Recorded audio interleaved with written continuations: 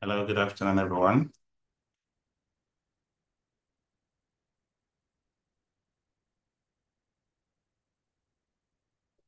It's my pleasure to welcome you to another session of the Facility Management Launch Hour. You're joining us on Zoom. Welcome. Also, welcome to all those who are joining us from all the other platforms, YouTube, LinkedIn, and Facebook that we're live on in this launch hour. My name is Paul Erubami. I'm your regular host. Once in a while, I have other team members, standing for me, and we move this up on a weekly basis. We're also in the near future working on a discussion program that will be another platform where we can bring in other knowledge experts to speak to us about areas of our profession and work generally that we can all benefit from. So look out for that. We have had, some 50 of these episodes. You can find them on our YouTube channel, Max-Migold.com. Max-Migold YouTube, just go to the channel, you'll find all of these episodes and you can, play back and learn. This week makes it the third week that we started the FM Mastercraft Diploma batch 22. It's been an exciting time, and we are closing admissions into it on Monday. The final day of admissions into the current class will be on Monday. So if you're still interested in joining, you have this week to do that. You have friends, colleagues, relatives who are interested in upping their game in the built environment, stepping into facility management as a career, or want to see their career advance rapidly. Talk to them about joining the FM Mastercraft diploma program. So that's for the last batch for the year we're running now. Admission will end on the last day of this month. Afterwards, all recruitment will be towards the January resumption. That's going to be in the first week of January. To make that easy for us as we plan ahead, 2025 is already at the corner. We have created a series of batched, periodic discounts along the way. So throughout this month till the end of October, you get to, enjoy a whopping 30% discount on the FM diploma. And between then and the end of November, there is a 20% discount. And then from December to when we resume in January, it's a 10% discount. So I enjoy those discounts for early birds, full payments, in addition to the flexible payment arrangements we already have in place for everyone who wants to pay over 2 months, 3 months, 6 months payment plan, all backed by guaranteed direct debit instructions that we can set up for you. So today, I'll be looking at starting and growing your facility management business. Today, we're going to talk to people already in business in one form or the other in the built environment. We're also going to talk to people who are in paid employment now, but look, forward to a time when they can start business. And we're going to talk about the opportunities, ways to get around the business landscape for facility management.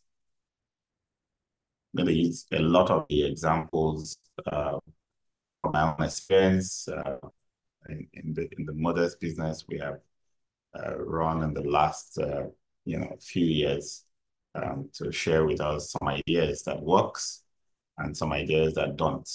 Okay, we've tried everything. and we're still learning as we go on. So this is also as much a learning opportunity for myself and the Max-Migold team, as well as everyone else coming to join and participate in this program.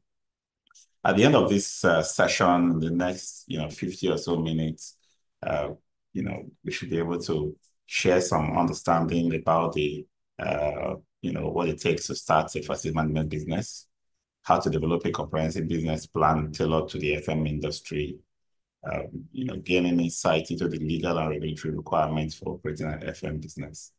We need to explore strategies for building a competitive service portfolio and marketing the business, and some best practices for managing daily operations and scaling the facility management business successfully. So that's the outline we'll be covering today. Facility management is a crucial sector in the economy. Every organization requires efficient operations. Every commercial building, healthcare facilities, residential properties, all require proper management for the realization of the results of the intention of investing in them. And facility management does everything to make sure those spaces are functional, from maintenance, security cleaning, space management, and the likes. So it's an industry that is versatile.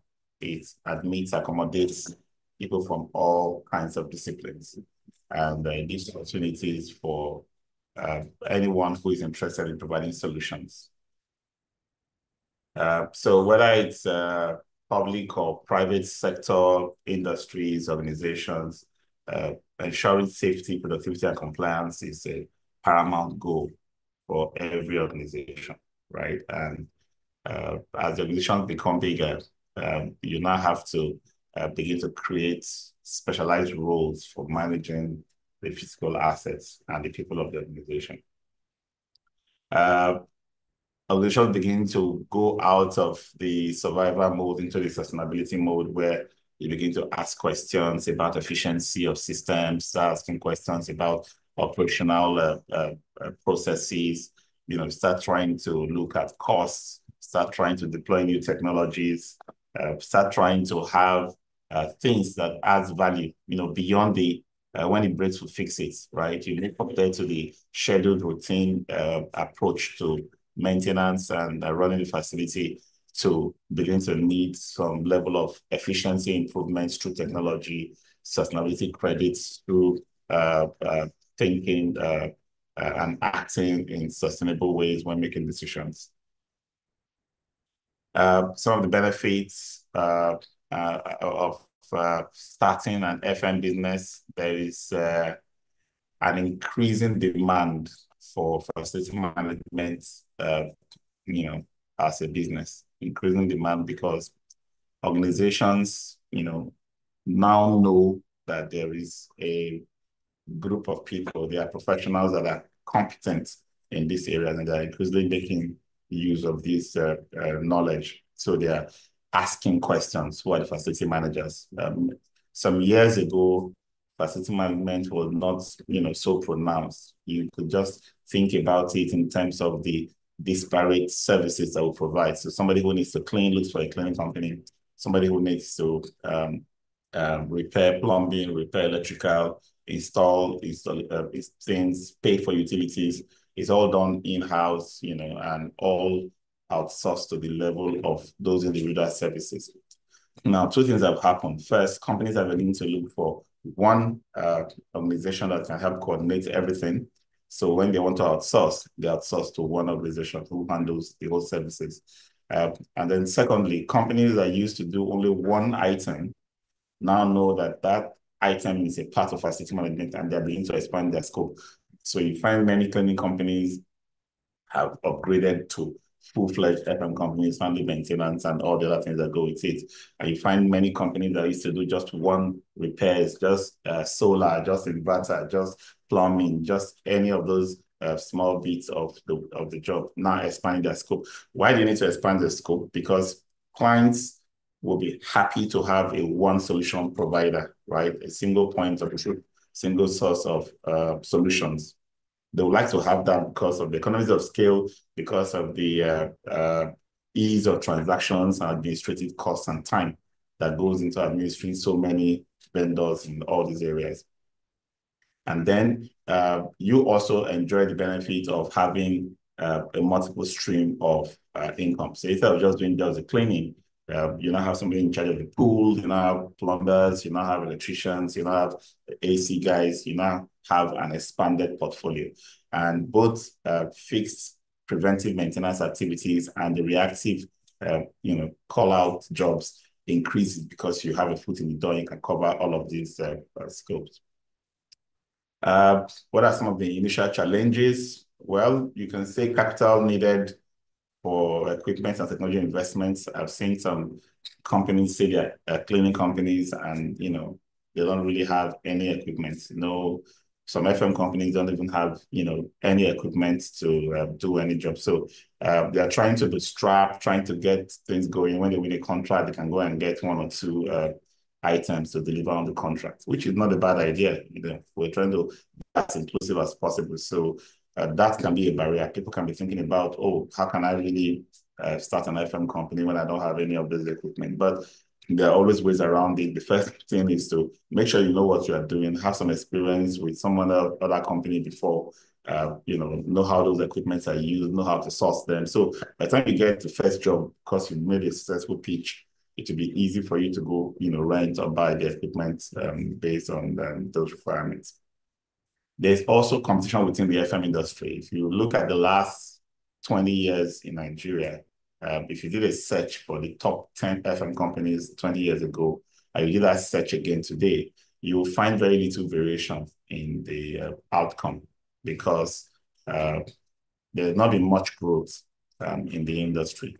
And many people have entered the industry without taking any body of knowledge, acquiring any skill related to FM. They just in it as business people, right? People who can win a contract, they have a connection, and then they can find anybody to just deliver for them. So that has created an environment where it now looks as if there's intense competition. In real sense, if you separate those who know facility management from those who don't, you will find that it's not as bad, right?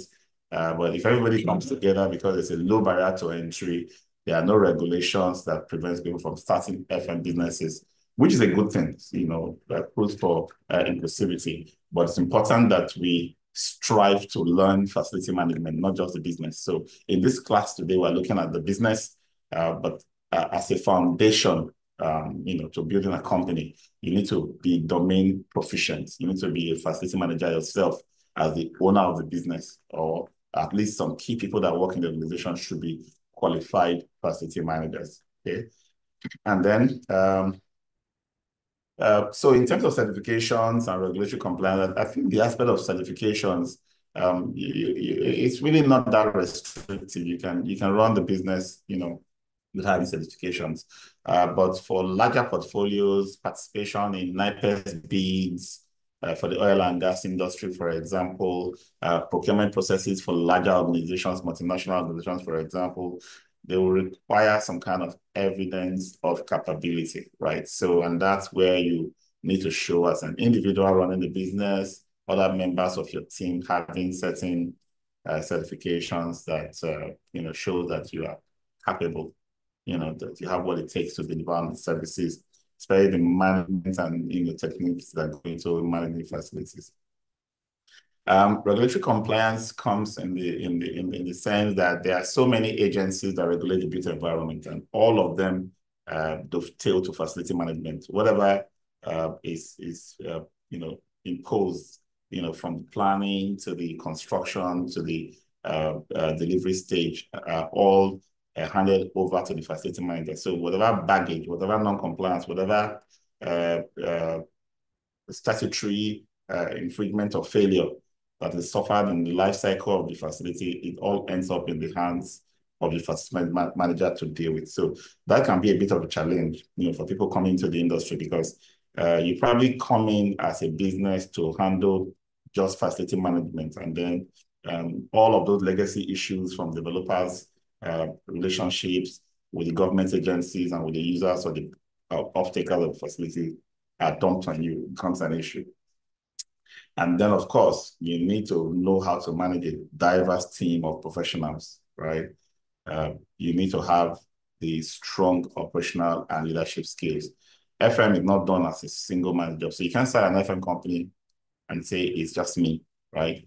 That will not be for too long, because the moment you win any job or you have a consideration to serve any clients, you will need to have a team on your side working with you on the project. So being able to manage them itself is key. So it's not, so there's a balance that you must have. And that balance is between knowing facility management, knowing the business, and having the right ability to coordinate the people that helps you to deliver on facility management and also deliver on the business. So going into any business, you need to have some level of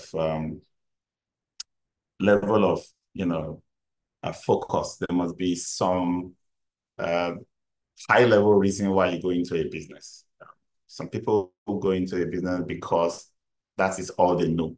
Like someone going to facility management business because his first job was in FM, he got 1 or 2 certifications of credentials in facility management, and now says, I'm going into facility management. Now, that should not be the only reason. The main reason why you're going into any business, especially in the service industry that we're in facility management, should be that you have a purpose. And that purpose should start with your focus on your target audience. There has to be a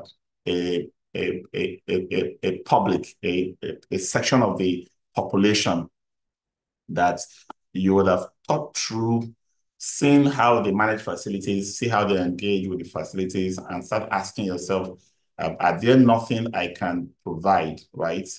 Or look at your competence, look at your resources, look at your background and say, oh, I think I have been able to achieve, so much, and I can use that to solve, whatever problem, whatever needs they have there, or help satisfy certain opportunities that are available in that segment of the industry. So that is where it starts from.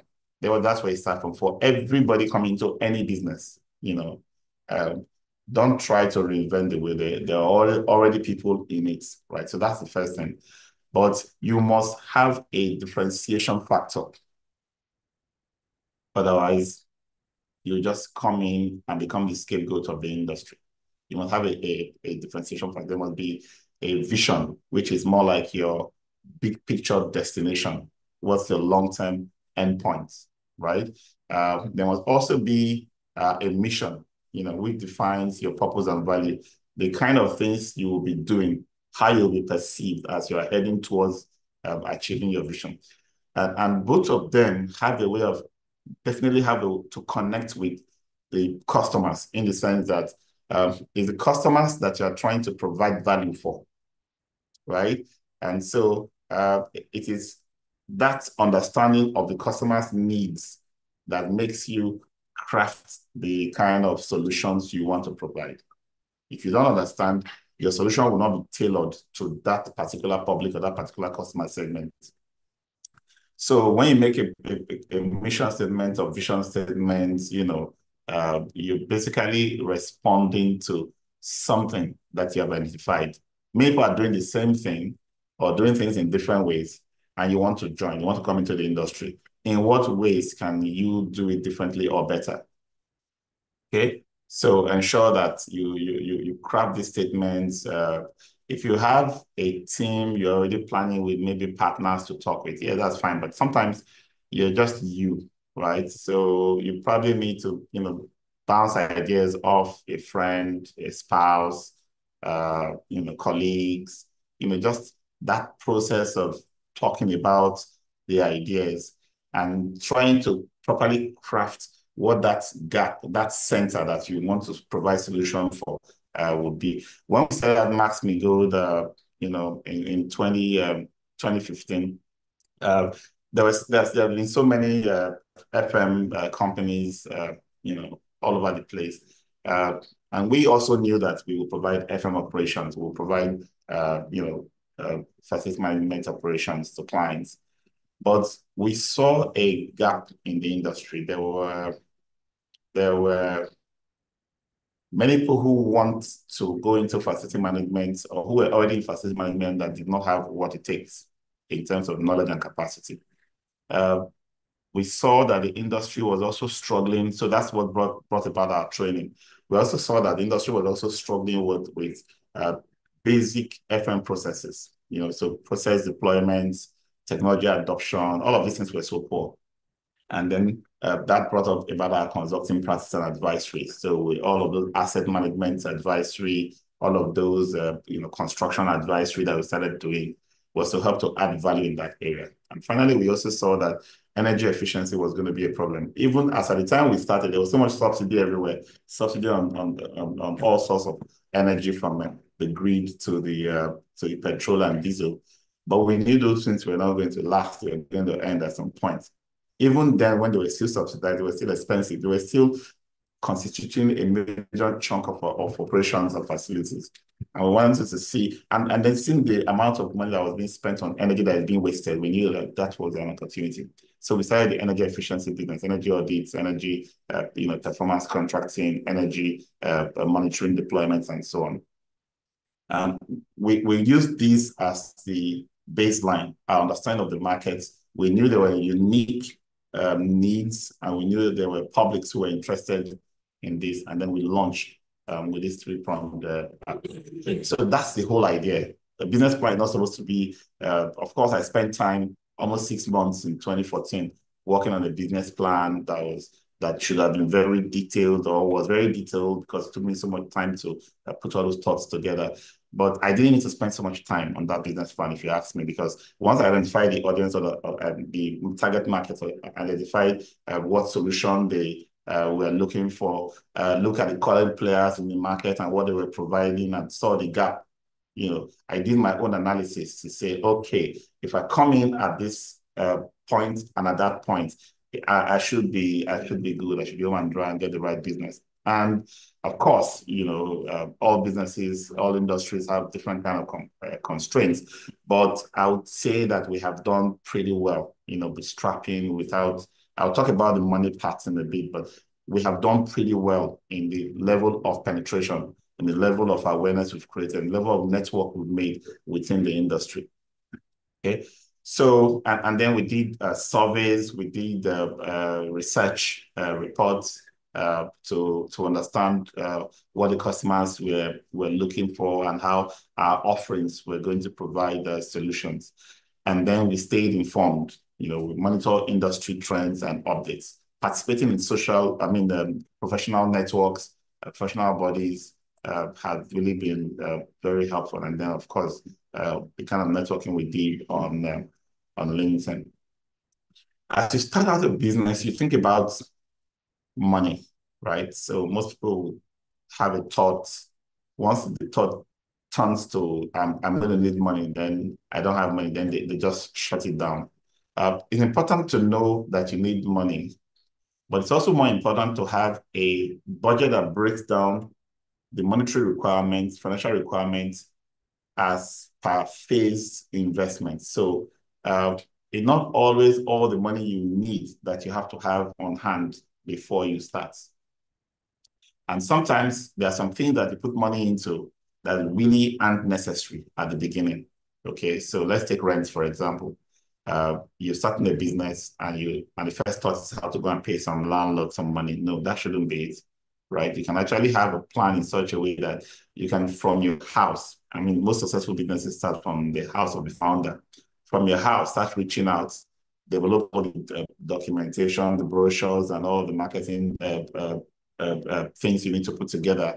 And then you start reaching out, you start, actually going out for the business. It's probably after the first, 1 or 2 engagements and money starts flowing in, you start saying, oh, I need to have a physical presence where people can come find me. Well, in the meantime, I can create online presence through email accounts and then create a website, even if it's just a single page that people can see that I exist somewhere. So create a detailed budget, but ensure that it is planned in such a way that the most critical expenses comes first. So you can start with whatever you have, really. Then you are thinking of a business. You should also think about how you're going to price what you're going to give. How do you decide how to put your price? Sometimes we can get carried away if we think because I was earning, 2 million a month.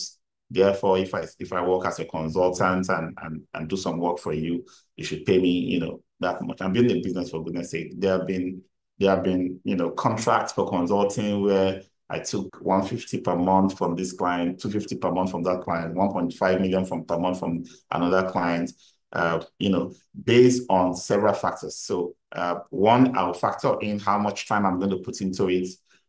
Secondly, I'll factor in the level of complexity of the job. There are some jobs that will really require you to pull the stuff, do more research and invest a lot into it. And then I'll now factor in how much it's going to actually cost me to spend. Like I'm going to spend money on transportation, fuel and the rest. And I'm going to spend some overhead costs on myself while providing that solution, right? So I need to balance all of this in coming up with the price. The price has to be something that the customer is willing to pay.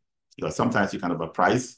Sometimes you can underprice too. You can price yourself to a level where you cannot cover your costs. You'll now be in a perpetual business development mode where people see you as cheap. You're not covering your cost. You are hoping that one day you will be able to start raising your prices after you gain market share, but you are now being seen as cheap and no longer taken seriously in the industry.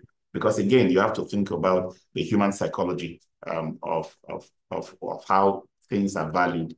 If you are valued too cheap, they'll probably not, see you as someone who knows what you are doing. So that's important. But always, first of all, cover your costs. That's very key. Cover your costs and cover your time's investments into that enterprise or venture.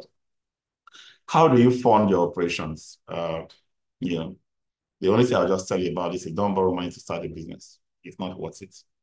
Because statistically, the risk of the business not surviving is 80 to 90%, right? So why would you not go and borrow money to start something that you have such a high risk of failure for, right?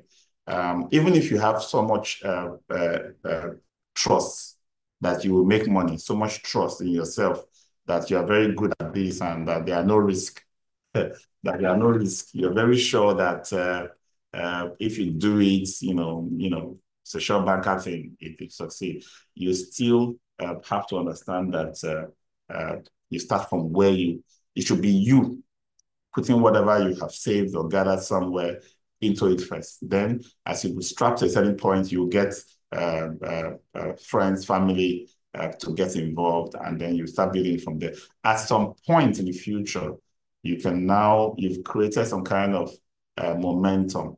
You've created what I might call a business proof of concept, something that shows that the business, has a staying power, has a ability to become something.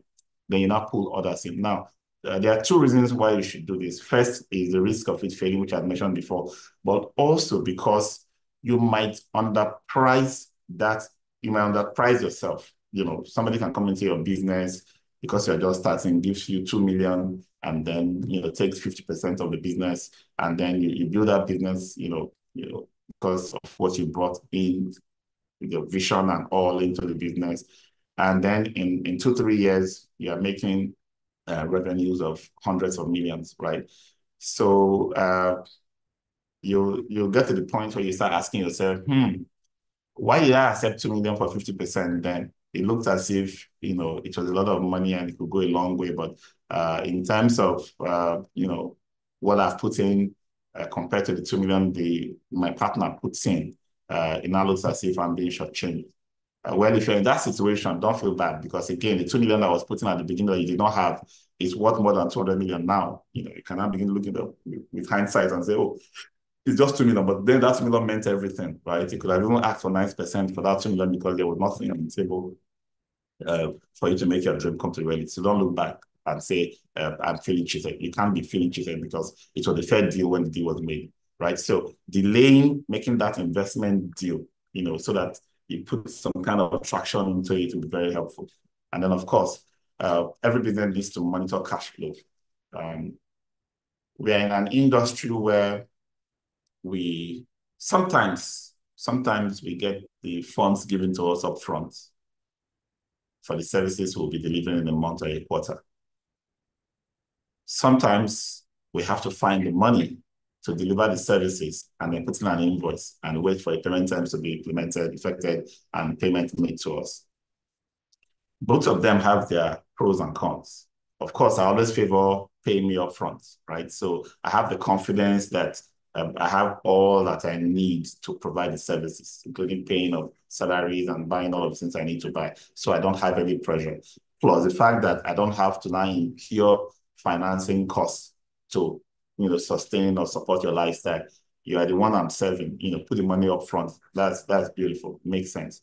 But the only downside to this is you can easily become distracted. Looking at all that money in your account, you can begin to think wild thoughts and start spending money in directions that shouldn't be. So if you're having money paid to you upfront from your client, please be disciplined. Make sure you don't mix all the funds together so that you keep looking at a balance that looks very large and then you are tempted to dip your hand into different things. I mean, not just for luxury or personal gratification. Sometimes it's even investment idea that will come to you and you say, oh, by the time I take this money and put it here, by the time it comes back, it will be time this, and I'll put, you make all such calculations based on money that is not your own. So label it correctly. This money is for this service. Whatever is your management fee from it, that's the only one you can touch. Now, when it is now a case of you have to deliver the service and then get paid later, that's a bit more tricky because what that means is that you have to have a funding source. Either you fund directly using a banking or financial partner that comes at a cost, or you fund using the other subcontractors or vendors who work with you to provide the services. Of course, they will charge you a premium as well, which you hope to have your little markup on top to get paid at the end of the day. So either way, you have, the challenge as well as the benefits. Okay. All right. So getting into facility management, there's not really much by way of restrictions with certification, but of course the discerning customers or clients know the difference between the competent ones and the pretenders in the industry. So if you start typically with CAC documentation and you have your CAC license, you register with tax authorities, then go to associations like AFMPN and register as a corporate member. It's very important. It may not seem like much because the industry is still young, but as we mature and grow, adding certifications or certificates of membership from a national professional body adds credence, adds credibility to your budding startup. Also, being on the directory on our website, for example, when people come and say, oh, I'm looking for FM company, let me look for the ones that AFMPN has registered. By that time, you will see that you may not even be shortlisted. You may not have a foot in the door if you didn't get that. Okay, so it's very important. And starting a business puts you in need of two key knowledge advancements. One is the domain knowledge, facility management. You cannot say, I become an MD, I'm already running a business, and I don't have more to learn. You have to keep learning, keep acquiring the FM diploma, the FMP, the SFP, the CFM, all of them, keep acquiring more certifications and credentials in facility management. Then you also need to keep yourself refreshed and enriched with business knowledge. So attending enterprise development courses, learning from different kind of business forum and joining professional associations in business, like the local chamber of commerce, are also going to be very helpful in moving you forward. And then, of course, you have health and safety standards to comply with. So in Nigeria, we have the ISPOM, Institute of Safety Professionals in Nigeria. Everybody that recruits you as a facility manager or management company expects you to be competent in health and safety. Okay. And then, of course, there are labor laws to adhere to. All of those laws that have to do with how to manage workers, hours of work, safety, employment laws as regards leave allowances, and all of those entitlements to workers. You need to understand them because you only be operating as a quack if you don't understand and comply with them, or if you don't have systems in place for implementing simple things like HMO, pay tax, and the rest. And then, of course, there are environmental regulations. There are quite a few. Lagos State is very rich with agencies that monitor virtually everything about the built environment, from your elevators to your sewage to your clean environment. Basically everything is controlled by one agency. You need to understand which of these agencies are affecting your industry. One of these sessions in the lunch hour, I'm going to come up with an outline of all of these agencies, what they do, what we should look out for, and that will make an interesting session, so that you don't wait until they come and clamp down on your business, right? You don't wait until a client says, you must show us evidence of that before we can give you a job. You just go and have them. So besides the penalties for not having them, which comes with fine and cost, you also have missed opportunities with business, with clients who know what they are doing when they are trying to shortlist. They say, oh, who has this? Who has that? Oh, you don't have, so sorry, right? Insurance is very important.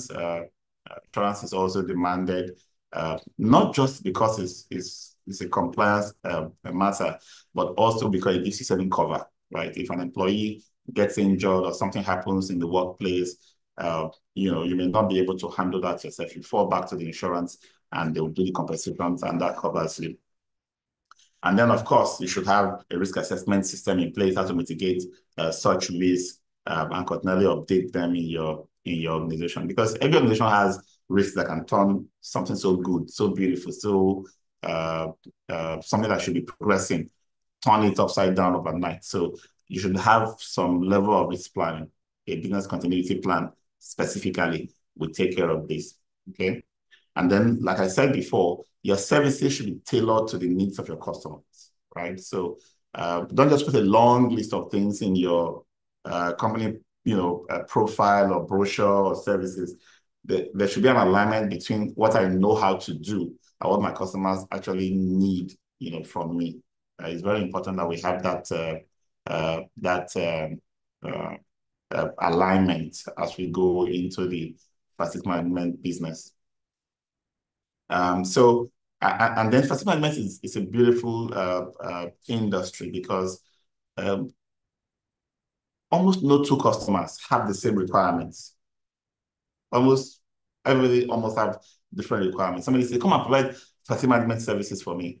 I'll have to ask, what exactly do you want done, right? And if the person doesn't have an idea, present a very long list of things you can do. Everything from waste to catering to cleaning to all the maintenance, long list of maintenance items, to security, to ambience, to energy efficiency, to all kinds of things. The list is very long, right? So it is when I present that list to the customer, it now says, oh, well, we have a security company. I think that's out. Oh, we have a contractor that does our cleaning. Okay, that's out. Oh, we don't need indoor decoration or perfume or air freshener. No, we will be fine with cleaning and this and that and that. So you cannot customize the service to the customer's need, and then go and build your cost based on the inputs that are going to go into it, plus overhead and the profit you expect from it. And then, so in terms of how FM contracts are structured, because many clients don't know how to structure FM contracts. So they will just tell you, you do the electrical, you do the AC, you do the generator, you do the cleaning, you do the, give you a list that has been agreed.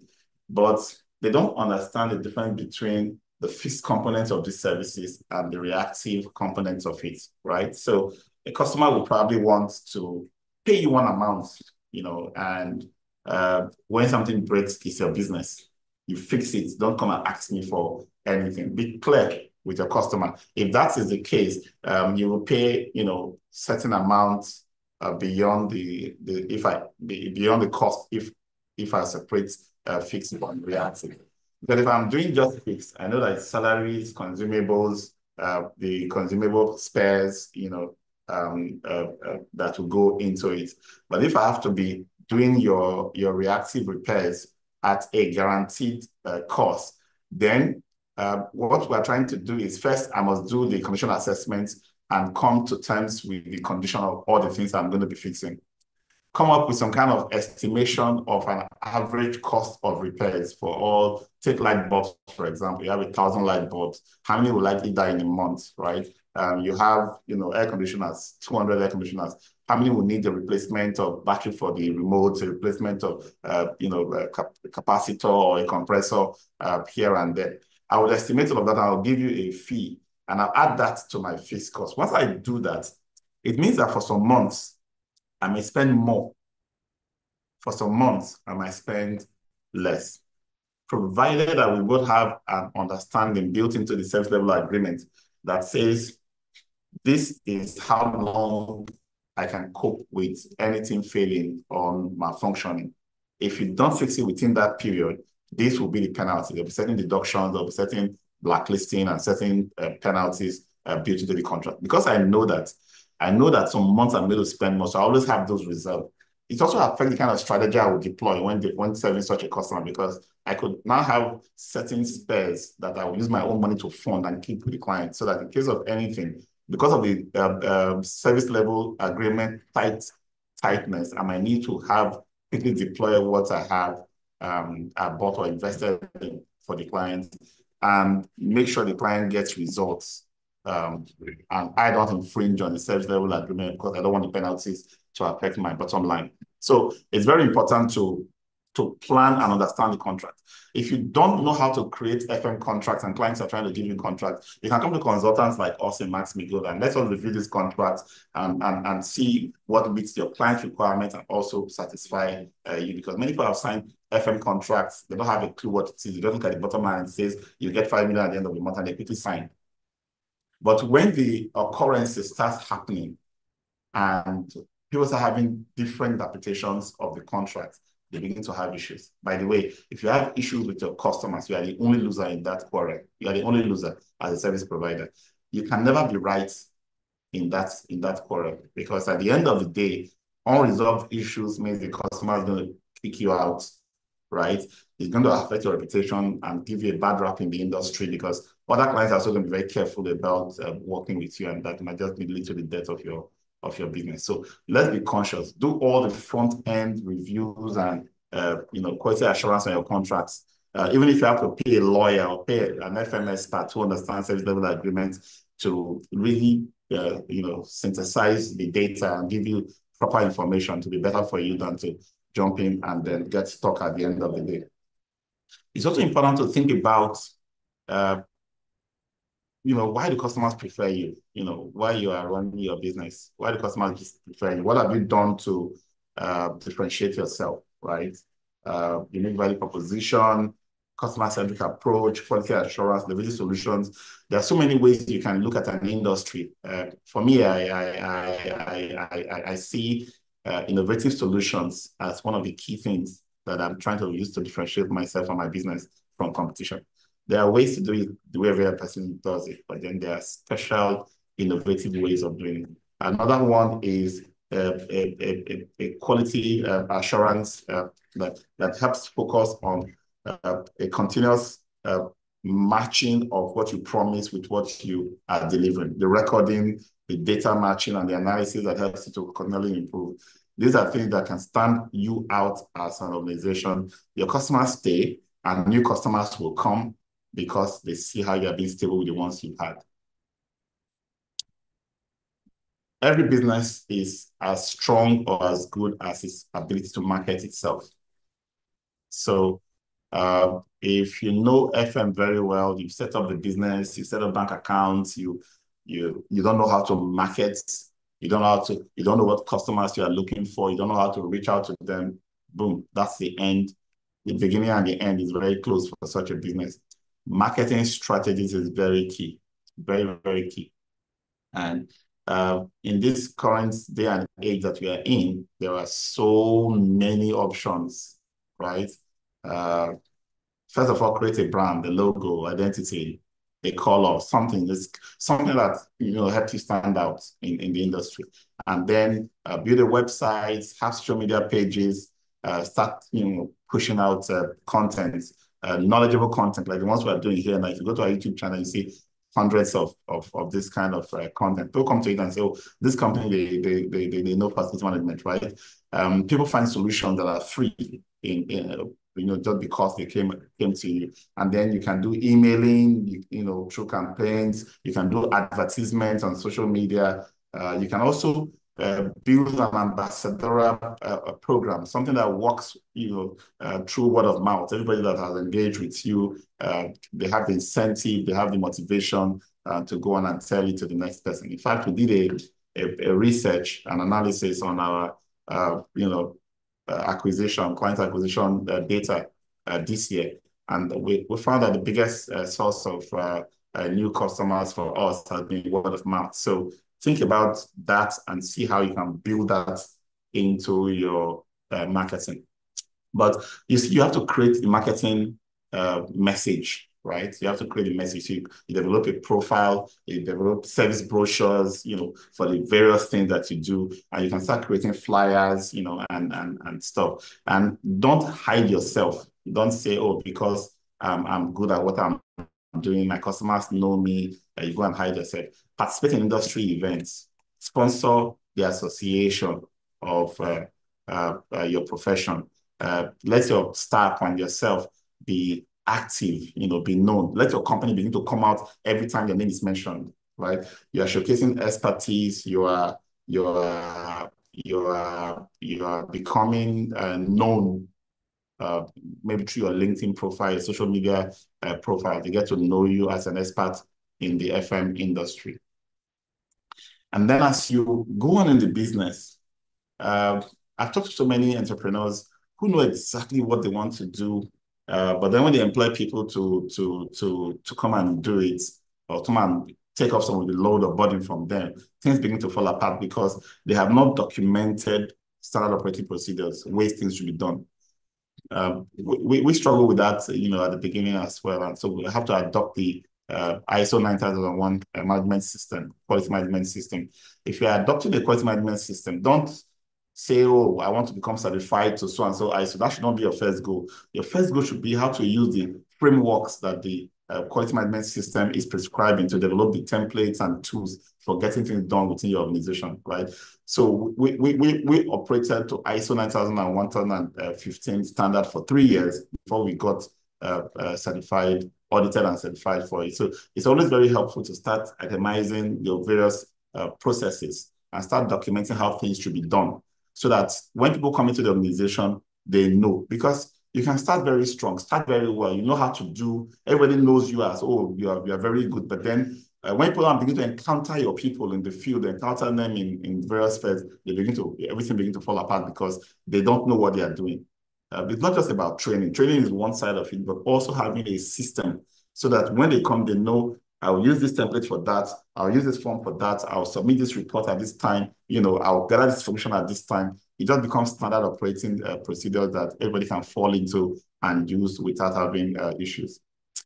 And as you grow the business, start thinking about software, automations, technology deployment, data analytics, all of those things that will help you gain insights from data and also help you make decisions for the future based on things that have happened in the past are very key to managing any kind of business, right? So whether it's a software for managing facilities or a client relationship management software that you use to communicate with your client, get to know, what stage each person is and record all the interactions with them. And so just think of technology as something that is progressive.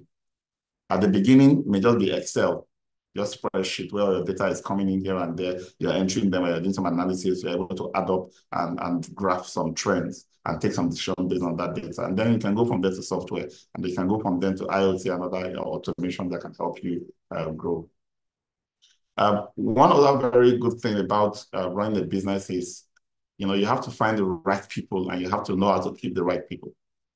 Sometimes if you don't get the right people, you have to let them go, because you can't, get hung up on the wrong people.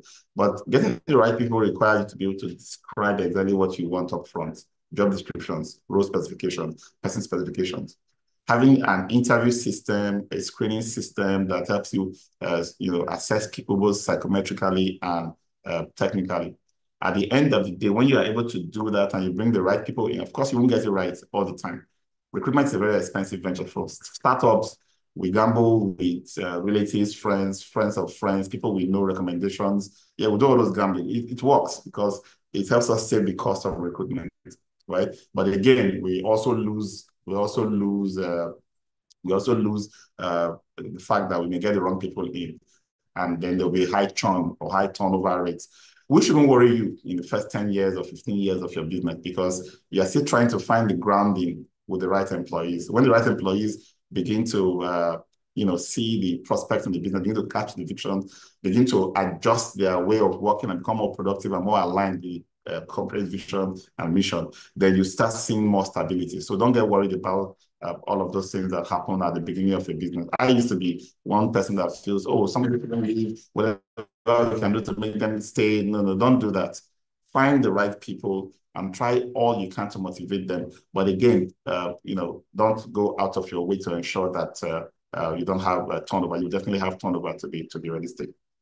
And then there are certain skills that you as an entrepreneur will need to increase your skill level to do some things that you don't necessarily need to employ somebody for, right? Because that's something that, okay, an entrepreneur will say, oh, I need somebody who can do Excel. I need somebody who can do accounts. I need somebody who can do basic IT. You don't even have a server in your office. You're just doing normal hosting on the website, on the host, or doing the software. And you're looking for somebody who will be your IT specialist. If you employ people everywhere like that, you're just going to go on that quickly. Your overhead will be so high, you won't be able to bill it to your customers, and it's just terrible.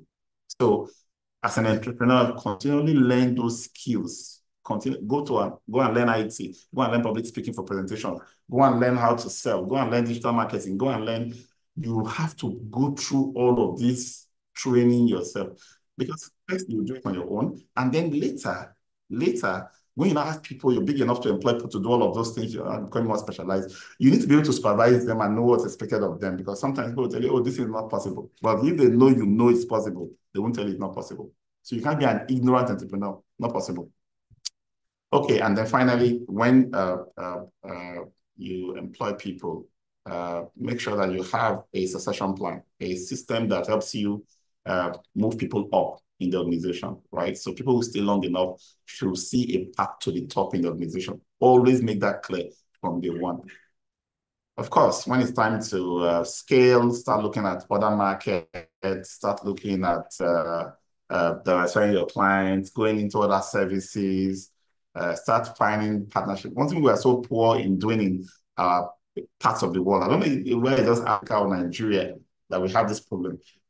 It's so difficult to form collaboration and form joint ventures and form big companies from small companies. We should start thinking about that.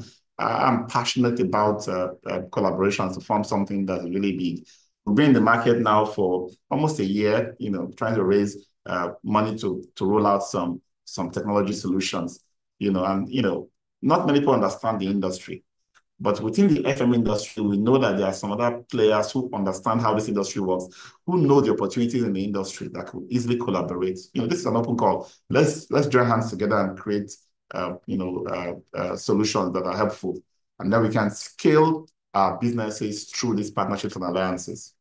One thing that doesn't work, that has not worked, is when you're trying to be a partner to a big organization like a technology supplier and OEM, and they're just trying to make you a reseller and create an account for you where you have to be buying whether you are selling or not having a synergistic approach to how your market should be approached. Then be very careful of this. We pride our fingers burnt in this area where we keep shipping the money we have to an up organization that we are thinking we are part of their subsidiaries and not getting good results because we're just ending up as a customer buying their stuff and not selling it to anybody, right? So be careful of that. Also, when you turn into mergers, go into mergers and acquisition, let there be a proper evaluation. Let there be a third-party organization that can really value both companies and tell you exactly where the partnership should be. And of course, if you manage your cash well, you will have a kind of cash flow position to negotiate well in that final merging opportunities. Okay, so that's been our lesson for today. It's important to think of your business as something that should outlive you, not something that the day you are ill, the business is not able to work again, or if you die, that's the end of the business. No, create a structure, from the day you are building it, so that there's sustainable flow and the business can continue. I'm going to have another session sometime in the future where I'm going to talk about the entrepreneurial mindset, mind and body, right? How to take care of yourself, what to focus on, how to grow as an entrepreneur in this industry. And I'm sure you'll benefit from that as well. So look forward to that. So thank you so much. I can take questions with a few minutes I have. I have made it possible for you to be able to speak once I acknowledge you to speak.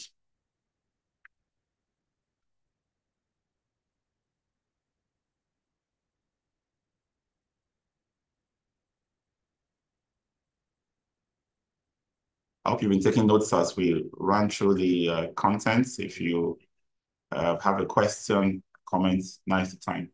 We have just a few minutes.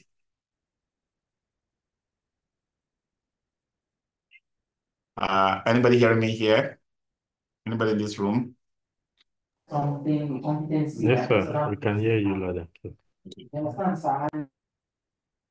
Look out too for